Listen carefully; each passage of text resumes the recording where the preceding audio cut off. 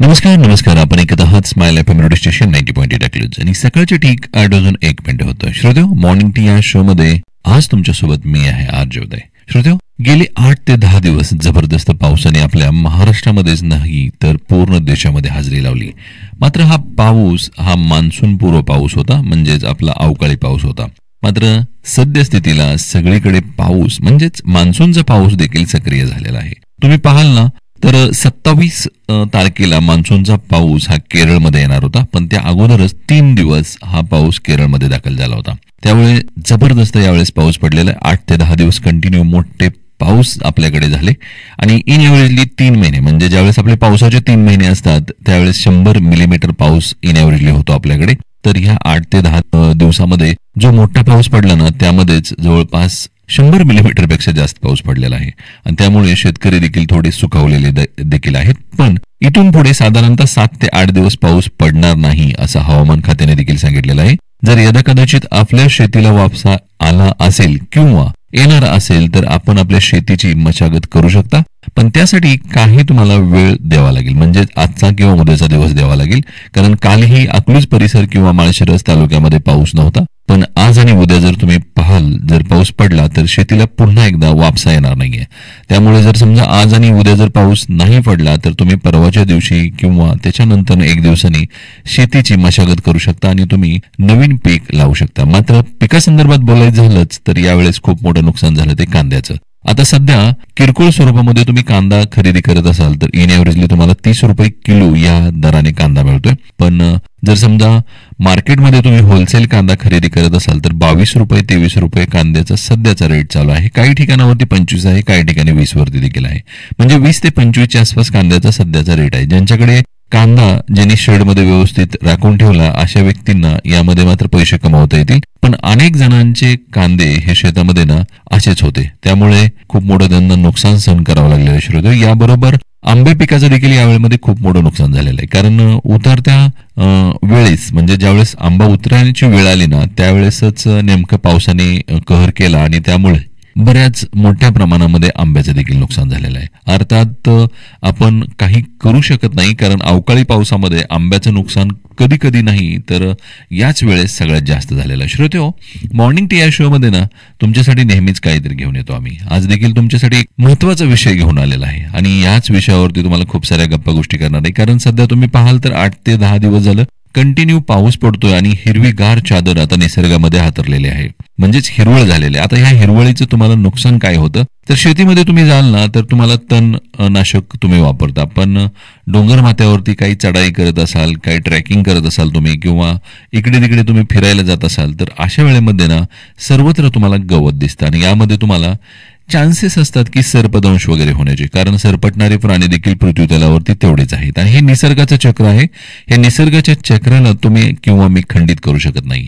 त्यामुळे शक्यतो जर यदा कदाचित सर्पदंश झालाच तर काय करायचं किंवा सर्पदंश होऊ नये म्हणून काय करायचं, प्राथमिक उपचार किंवा याचे काही लक्षणं काय आहेत, प्रतिबंधक उपचार काय आहेत, याच्या सर्व गोष्टी मी तुम्हाला या ठिकाणावर सांगणार आहे.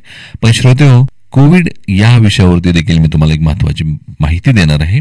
अर्थात विषय असा आहे की कोविड हा सद्यस्थितीला डोक्यावर काढतोय आणि अकलूज परिसरामध्ये 2 रुग्ण देखील आढळलेले आहेत. तालुक्या वैद्यकीय अधिकारी यांनी याची पूर्ण माहिती देखील दिलेली आहे. श्रोतेहो, पण हे कोणत्या ठिकाणावरती हे रुग्ण आढळलेत हे मी तुम्हाला सांगणार आहे. मात्र एक सुंदर गीत ऐकवणार आहे स्माइल एफएम रेडिओ स्टेशनच्या मॉर्निंग टी या शो मध्ये. ऐकत रहा स्माइल एफएम रेडिओ स्टेशन 90.8 एकलूज.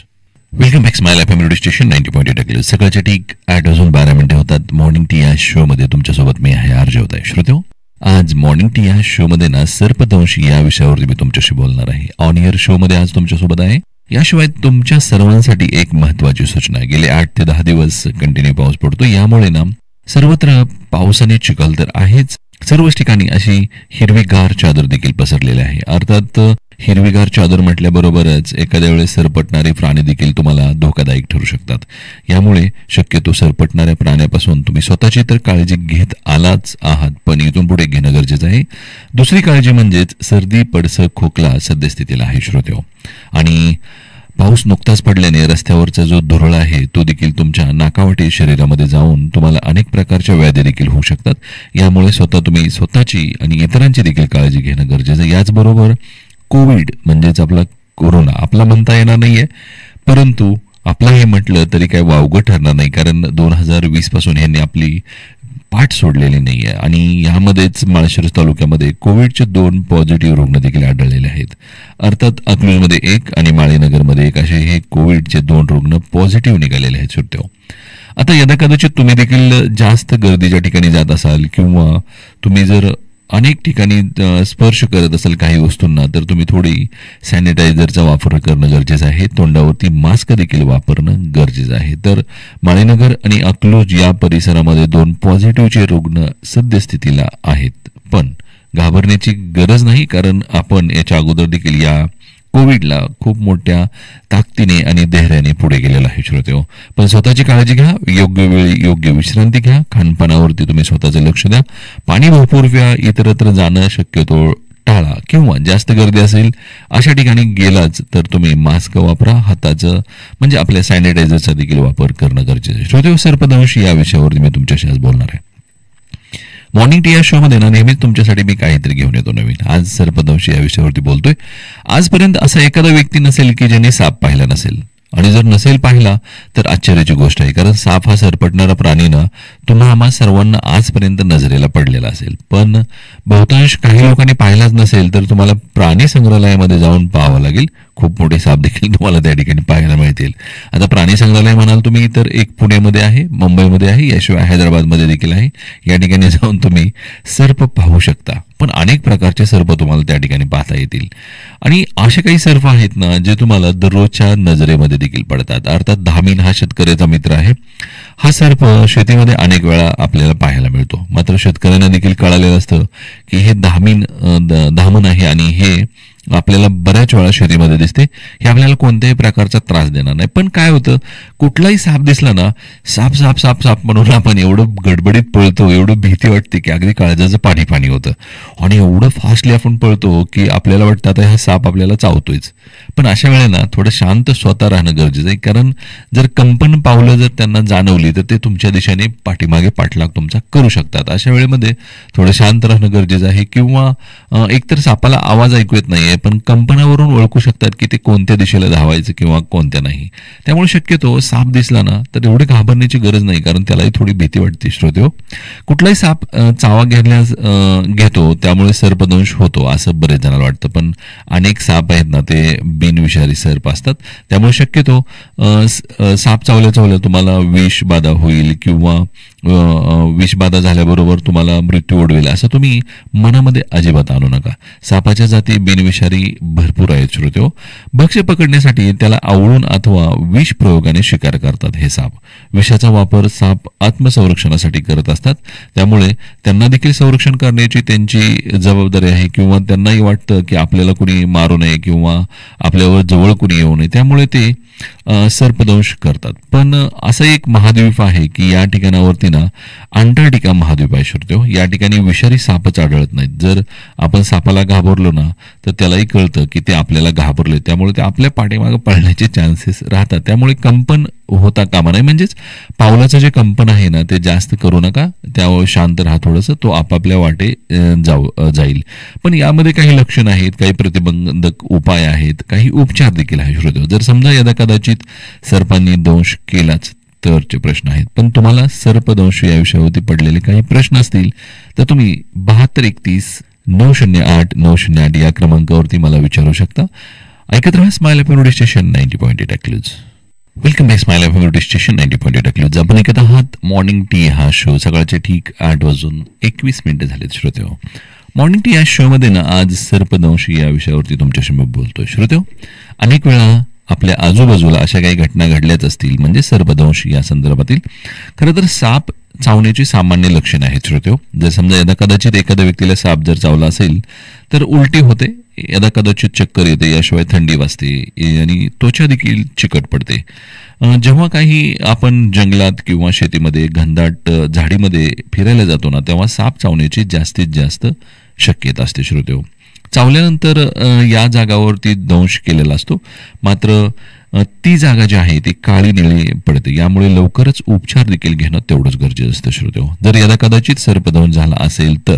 पण हा बिनविषारी किंवा विषारी हा साप कसा ओळखायचा, तर त्यावेळेस आपल्याला जर समजा यदा कदाचित उलटी होत असेल, चक्कर येत असेल, थंडी वाजत असेल, त्वचा तुमची चिकट झाली असेल ना, तर हा साप विषारी आहे असं आपण म्हणू शकतो. पण जरी बिनविषारी असेल तरीही काय होतं की मला साप चावला म्हणून घाबरून जातो मनुष्य आणि त्यामध्ये देखील मृत्यू होऊ शकतो. यामुळे शक्यतो काळजी घेणं खूप गरजेचं आहे. जर समजा यदा कदाचित साप चावलाच तर विषाचं रक्ताद्वारे पूर्ण शरीरामध्ये भिनलं जातं. त्यामुळे माणसाला मृत्यू देखील होण्याचे चान्सेस राहतात. माणसामध्ये साप ज्या ठिकाणी चावला आहे त्या ठिकाणी पटकन त्याच्या वरच्या बाजूला कापडाने एक तुकडेने मस्त मध्ये त्याला बांधून घ्या की जेणेकरून त्या भागापासून शरीर हृदयाकडे जाणार नाहीये आणि त्यामुळे हे जे विष आहे ते रक्तामध्ये पूर्णरित्या भिनलं जाणार नाही किंवा मिसळलं जाणार नाहीये.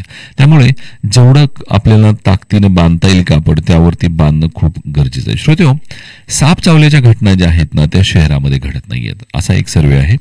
मात्र या साप चावलेल्या ज्या घटना आहेत ना त्या तुमच्या आणि माझ्या ग्रामीण भागामध्ये घडतात. खरं तर शेतकरी हा आपला राजा आहे आणि शेती व्यवसाय सकाळपासून संध्याकाळपर्यंत प्रत्येक शेतकरी करतो.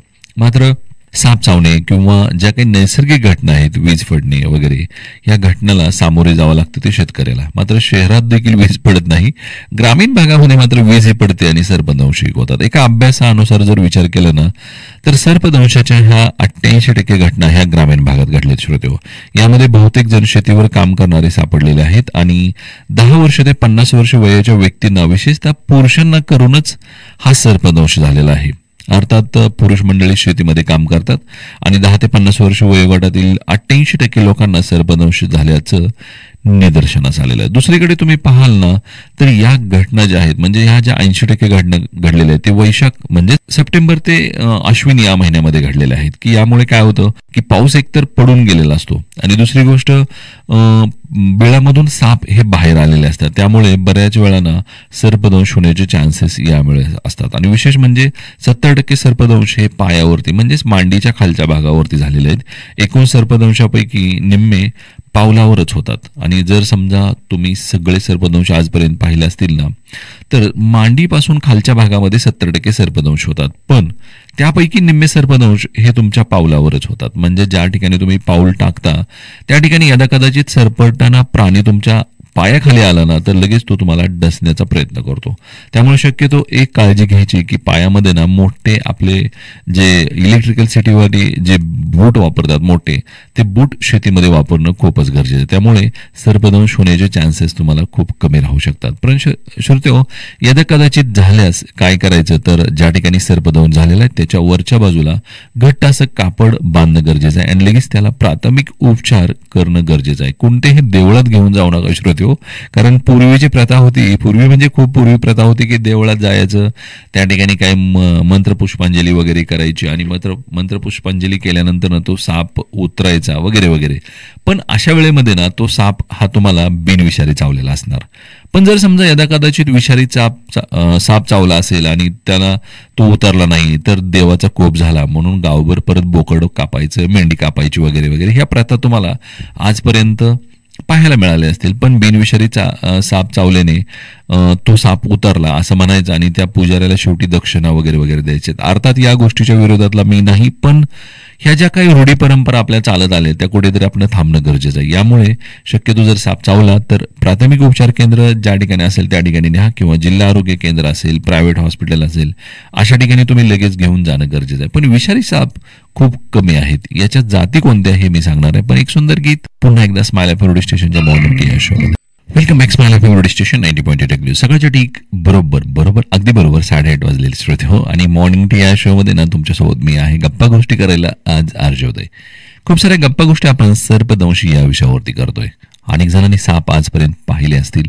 एखादा व्यक्ती असा असेल की साप त्यांनी पाहिला नसेल. जर त्यांना पाहायचा असेल तर युट्यूबला पाहू शकता, फेसबुकला पाहू शकता. यदा कदाचित जर प्रत्यक्ष पाहायचं असेल तर एखाद्या प्राणी संग्रहालयामध्ये देखील तुम्ही जाऊन पाहू शकता. पण असा एखादा व्यक्ती नसेल की ज्यांनी साप पाहिला नसेल. पण आता सध्या 8 ते 10 दिवस झाले कंटिन्यू पाऊस आपल्याकडे आहे आणि या पावसामध्ये पूर्णरित्या जबरदस्त पाऊस पडलेला आहे. म्हणजेच 100 मिलीमीटरपेक्षा सरासरी 100 मिलीमीटरपेक्षा जास्त पाऊस पडलेला आहे. यामुळे जर समजा बिळामध्ये साप लपून बसले असतील तर हे साप बाहेर येऊ शकतात आणि एखाद्या वेळेस चुकून माझ्या शेतकरी बांधवाला संघर्ष करावा लागतो या सापासंदर्भात. म्हणजेच विष म्हणजेच एखाद्या वेळेस चावला वगैरे तर. पण यासाठी काही उपाययोजना देखील मी या ठिकाणी सांगतोय, म्हणजेच माझ्या शेतकरी बांधवासाठी. हे पहा, साप काही खूप विषारी नाहीत, सगळे साप विषारी नाहीत.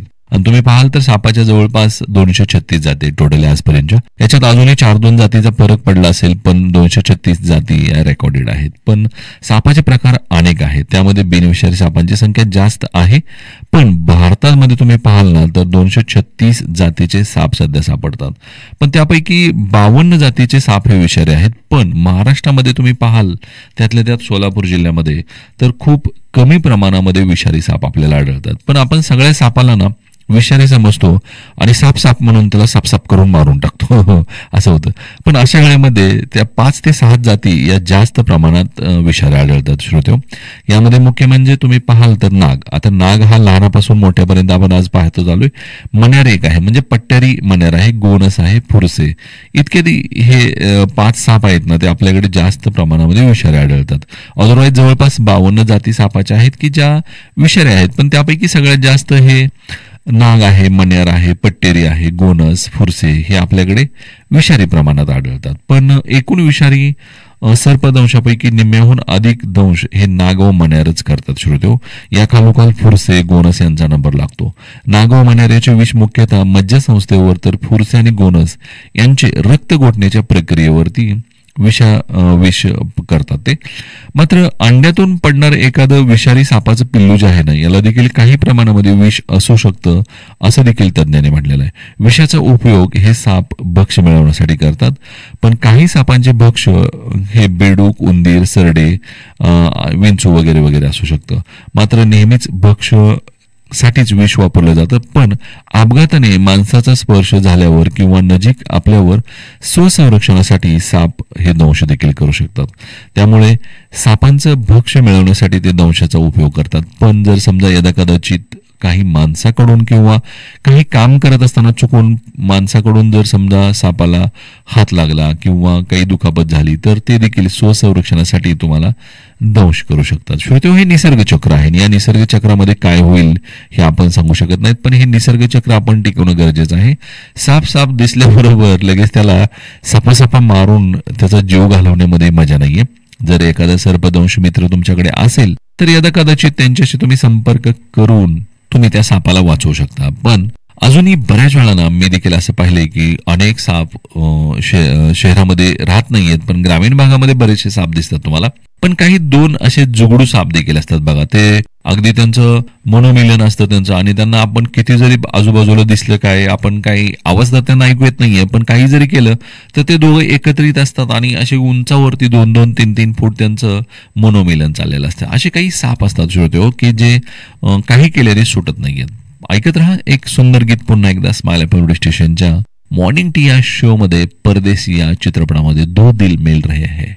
Welcome back smile FM radio station 90.8. सकाळचे ठीक 8:42 होतात. सर्पदंश या विषयावरती आपणाशी मी बोलतोय. श्रोते, साप चावल्यानं घाबरून जाण्याचे काही कारण नाही. मात्र प्रत्येक जण घाबरतात. अर्थात मला दिसलं तर मी घाबरतो नाही असं नाही, पण काही लोक तर केवळ भीतीपोटी दगावल्याची उदाहरणं आहेत श्रोते. आणि 80% सर्पदंश हे ग्रामीण भागामध्ये झालेले आजपर्यंत आपल्याला पाहायला मिळालेले आहेत. चावणारा साप बिनविषारी असेल तर दाताच्या खुणा अर्धवर्तुळाकार रचनेत असतात श्रोते. जर समजा एखादा तुम्हाला साप चावला तर तो विषारी आहे का बिनविषारी आहे हे ओळखायचं असेल ना, तर चावणारा साप बिनविषारी असेल तर दाताच्या खुणा अर्धवर्तुळाकार रचनेत असतात. हे मात्र तुम्ही ध्यानात घ्या. जर तुम्हाला एखादा साप चावलाच तर तो साप चावल्यानंतर त्याच्या ज्या काही खुणा आहेत त्या अर्धवर्तुळाकार असतात, आणि 1 किंवा 2 दाताच्या खुणा असतील तर तो साप मात्र अतिशय विषारी किंवा विषारी असू शकतो असं आपण म्हणू शकतो श्रोतेहो. कारण विषारी सापाचे विषारी दात हे इतर सापाच्या दातापेक्षा लांब व तीक्ष्ण असतात. त्यामुळे विषारी सापाच्या दाताचे 1-2 खुणा असतात. अर्थात विषारी साप आणि बिनविषारी साप हे ओळखायचं असेल तर विषारी साप जर चावला तुम्हाला तर 1 किंवा 2 दाताची खूण तुमच्या शरीरावरती असेल, आणि जर बिनविषारी साप तुम्हाला चावला तर अर्धवर्तुळाकार आहेत असं चालेल. म्हणजे माणसात जसा जबडा आपला आहे अर्धवर्तुळाकार, तशा पद्धतीनं तुमच्या शरीरावरती किंवा ज्या ठिकाणी साप चावला त्या ठिकाणी तुम्हाला खून दिसेल, म्हणजे तो बिनविषारी साप आहे. पण यदा कदाचित तुमच्या शरीरावरती 1च खून असेल किंवा 2 खुणा असतील चावलेल्याच्या, तर तुम्ही असं ओळखायचं की हा साप हा विषारी आहे. म्हणजेच आपल्याला याच्यापासून विषाची बाधा होऊ शकते.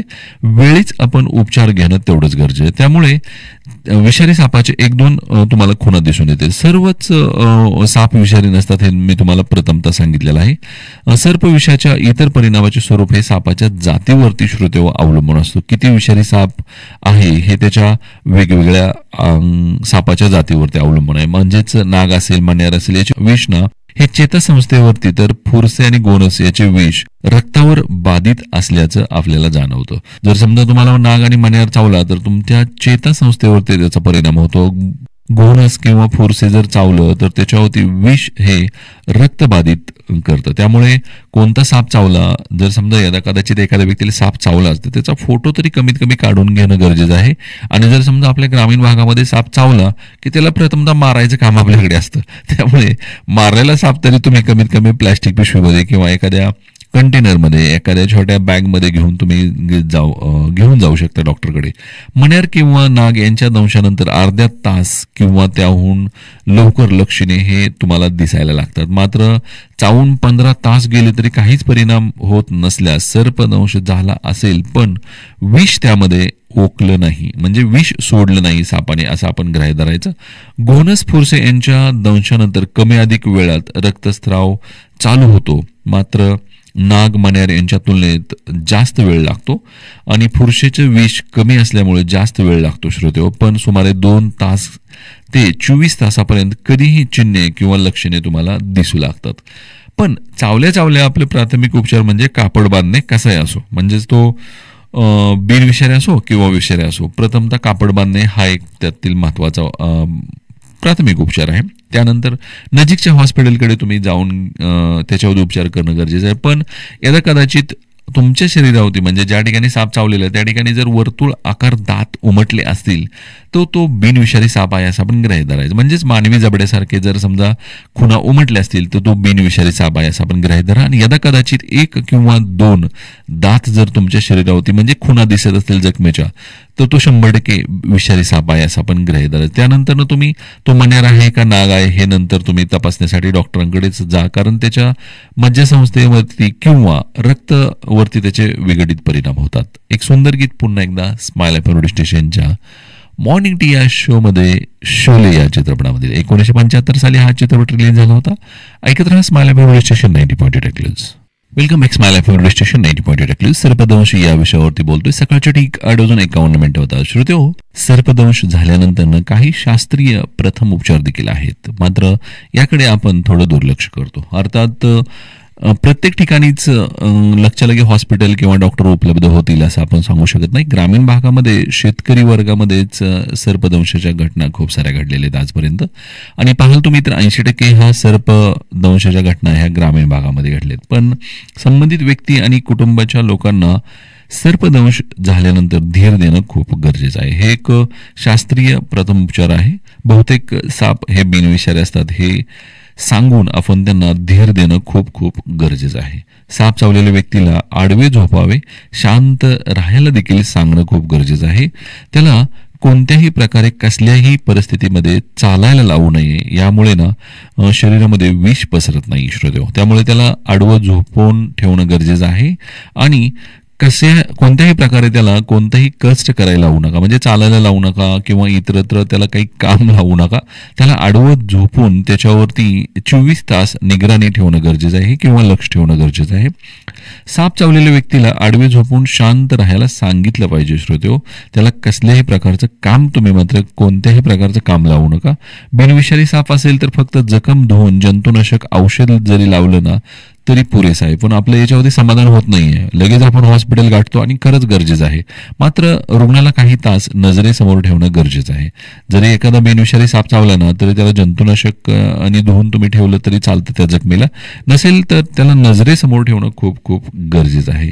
पण संपूर्ण हात आणि पाय लवचिक पट्टीने, म्हणजेच जर समजा एखादी तुमच्याकडे इलेक्ट्रिकची बँड असेल ना तर त्याने बांधावं की जेणेकरून ज्या ठिकाणी सर्पदंश झाला तिथून पुढे रक्ताभिसरण होणार नाही ह्याची काळजी तुम्ही घ्या. नंतर त्याचा हात किंवा पाय लांब काठीने बांधा की जेणेकरून हालचाल जास्त होणार नाही त्या ठिकाणी. अशा काही शास्त्रीय गोष्टी आहेत की ज्या आपण करत नाही किंवा आपल्याला ते करणं खूपच गरजेचं आहे.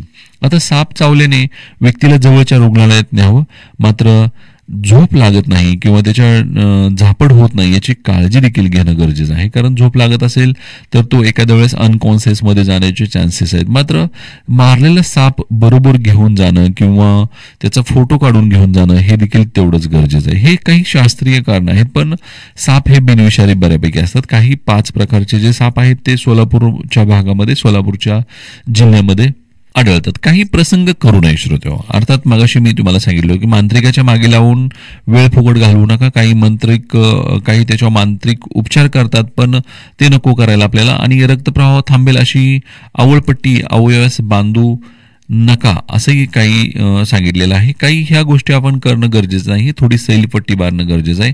जखमेतून रक्त फारसं असं काढू नये. म्हणजेच बघा, काही वेळेस ज्या ठिकाणी सर्पदंश होतो त्या ठिकाणी लगेच ब्लेडने खुणा मारतो. थोडंफार ठीक आहे, पण खूप असं काही नको. तर अशा काही गोष्टी आपण करणं देखील टाळावं असं देखील तज्ज्ञांचं मत आहे. पण प्रथम उपचारासाठी जर तुम्ही पाहाल तर नजीकच्या आपल्या रुग्णालयात नेऊन लगेच करणं गरजेचं आहे. पण एक प्रश्न श्रोते होत तुम्हा सर्वांसाठी. अर्थात तुम्ही नागपंचमी तर आजपर्यंत अनुभवली असेल आणि वारुळावरती जाऊन तुम्ही दूध देखील ओतलं असेल, म्हणजे नागाला दूध पाजलं देखील असेल. प्रत्यक्ष असं होत नाही, पण असं एक गाव आहे की ज्यावरती ना नागपंचमीच्या दिवशी प्रत्यक्ष लोक हे गळ्यामध्ये साप घालून फिरतात आणि त्या सापाची पूजा केली जाते.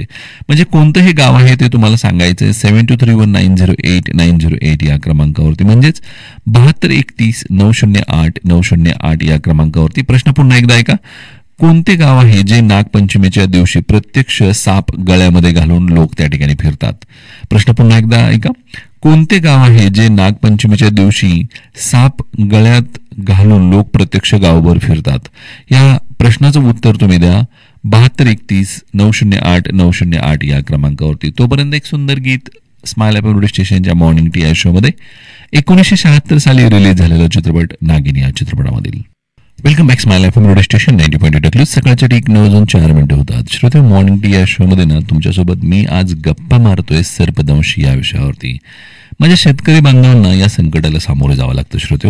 जर यदा कदाचित तुम्ही पाहाल, शहरी भागामध्ये राहणाऱ्या लोकांना हे संकट काय आहे हे माहीत नाहीये, पण सर्पदंश झालेल्या व्यक्तींना खूप मोठ्या संकटाला सामोरे जावं लागतं. अर्थात माजी मुख्यमंत्री गोपीनाथ मुंडे यांची एक विमा योजना आहे की ज्याच्यामध्ये सर्पदंश झालेल्या शेतकऱ्याला 2 लाख रुपये मदत देखील दिली जाते. अर्थात शेतकऱ्याकडे फक्त आपलं स्वतःचा 7-12 असणं खूप गरजेचं आहे. आणि हा अपघात जो घडला त्या ठिकाणचा पंचनामा, जर याला कदाचित आपल्या आजूबाजूला जर या काही घटना अशा घडत असतील, सर्पदंश असेल, वीज पडत असेल किंवा विद्युत वाहिनीचा शॉक लागला असेल, तर अपघात योजना, गोपीनाथ मुंडे अपघात योजना या योजनेअंतर्गत 2 लाख रुपयाचं अर्थसहाय्य हे महाराष्ट्र शासनाकडून केलं जातं. श्रोते, सर्पदंश या विषयावर मी तुमच्याशी बोलतोय.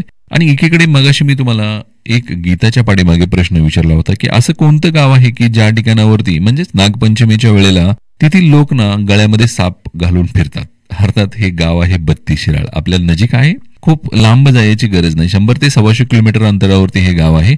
आणि हा प्रश्न मी विचारला होता आणि अनेक श्रोत्यांना हे गाव माहीत आहे. आणि या गावाचं उत्तर म्हणजेच या प्रश्नाचं उत्तर आहे बत्ती शिराळ असं.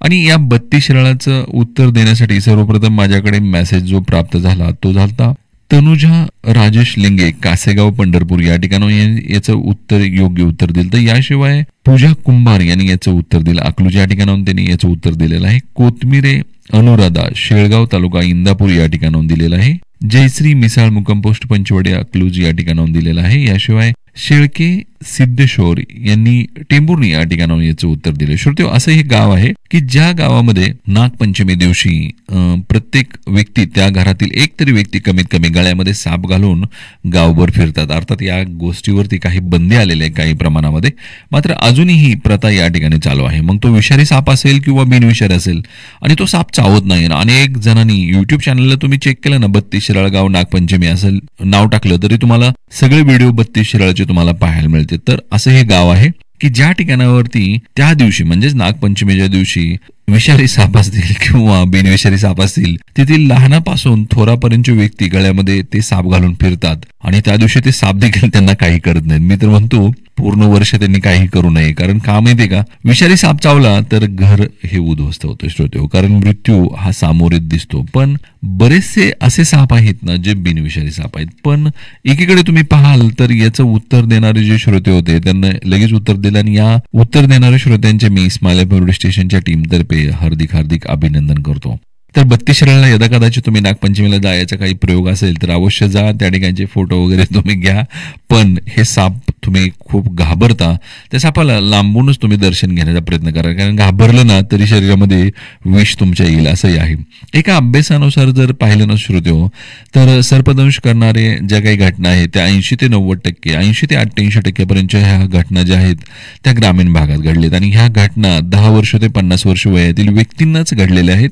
म्हणजे ह्या पुरुषांना जास्तीत जास्त घटना घडल्या. दुसरीकडे तुम्ही पाहाल तर वैशाख आणि अश्विनी महिन्यात, म्हणजेच तुम्ही मे ते सप्टेंबर या कालावधीमध्ये, म्हणजे या 5 महिन्याच्या कालावधीमध्ये जास्तीत जास्त घटना घडलेल्या आपल्याला पाहायला मिळतात. एक तरी उन्हाळा आहे मे महिन्यामध्ये, म्हणजे आता सध्या पाऊस पडलेला आहे, पण पाठीमागचे काही वर्ष पाहिलं तर मे महिन्यामध्ये कडक उन्हाळा असतो, आणि सप्टेंबरमध्ये अश्विन महिना आहे आपला मराठी, आणि या महिन्यामध्ये ना पाऊस खूप झालेला असतो. त्यामुळे बिळात असणारे साप देखील बाहेर येतात, आणि त्यामुळे बरेच वेळा सर्पदंश होण्याचे चान्सेस आहेत. विशेष म्हणजे 70% सर्पदंश हे मांडीपासून खालच्या भागामध्ये झाले श्रोते. पण तुम्ही पाहाल ना तर अर्थात आपण ज्यावेळेस शेतीमध्ये जातो त्यावेळेस आपल्या पायामध्ये खूप मोठे अगदी गुडघ्यापर्यंत येणारे मोजे असणं खूप गरजेचं आहे, कारण सर्पदंश हे 70% पेक्षा जास्त हे पायाखालच्या भागामध्ये झालेलं आहे. आजपर्यंत हे निरीक्षण आहे किंवा अभ्यास आहे याच्यावरचा.